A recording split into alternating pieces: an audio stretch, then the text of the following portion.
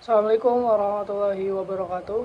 Good morning everyone and welcome to our seminar entitled Long Life Learning, a Small Step Toward Big Achievement. My name is Aihidar Al-Faruqi and I will be your moderator for today's session. It is a great honor to have with us Dr. Tirta Mandira Hudi, MBA, the owner of Sus and Care Indonesia, and Managing Director of Non Clinic and Managing Director of Forward.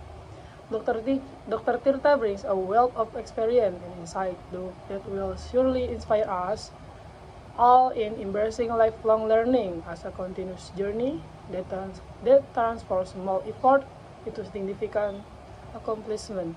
Today, we will explore how taking consistent small steps in learning can lead to profound growth and success in both personal and professional life. I encourage everyone to engage actively and make the most of this valuable opportunity. Without further ado, please join me in welcoming Dr. Tirta Mandira Hudi to be join this seminar. Thank you.